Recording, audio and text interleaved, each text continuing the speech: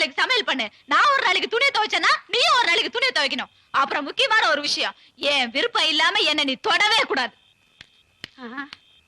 என்னடா இவன் இப்படி பேசிட்டு போறான்? அவனுக்கு கொஞ்சம் கூட ரோஷம் இல்ல? நீ சொல்லிதான் தெரியுமா சகல?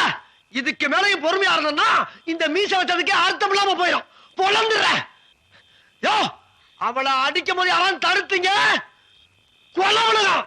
எவன் உசுருக்கு விட்டு சொல்லிவிட்டேன். என்ன தந்தாலும் கலவை. ஆமா ஏண்டி கேவலம் ஒரு 30 ரூபா காசை சம்பாதிச்சு கொண்டாந்து கையில கொடுத்துட்டு அட்லீஸ்ட் ஒரு சமயக்காரன் முன்னால என்னைய சமைக்க சொல்லுவ, கூட்ட சொல்லுவ, துணி துவைக்க சொல்லுவ. என்ன மாதிரி மெட்ராஸ் என்ன பண்ணுவ? என்னடி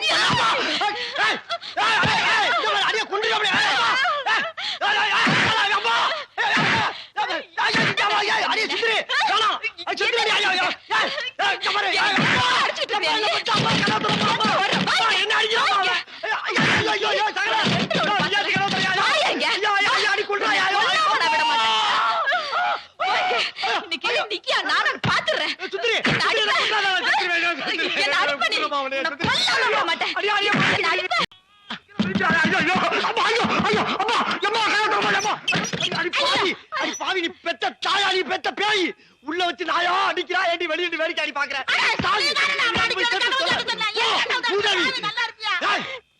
சகலா நீ எல்லாம் ஒரு சகலையா துரோகியா? எதுக்காக உன் வீட்டு பக்கத்துல குடி வந்த நானு?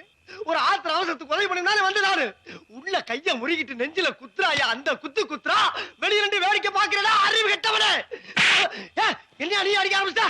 நானே என் பொண்டாட்டி தள்ளி விட்டதுல அடிபட்டு தூக்கி விடுறதுக்கு ஆள் இல்லாம தட்டு தடுமாறி எந்திரிச்சு நிக்கிறப்பா. அண்ணி உன்னையுமா அடிச்சிருச்சு? இது வேற ஒண்ணும் இல்ல, ஏதோ சதி திட்டம் போட்டு வேலை நடந்துகிட்டு இருக்கு. இனிமேல் நம்ம 2 பேரும் ஒரு ஸ்டெப் கூட வீட்டுக்குள்ள போக கூடாது. அது மட்டும் இல்ல, ஒரு நிமிஷம் கூட நம்ம இங்க இருக்க கூடாது.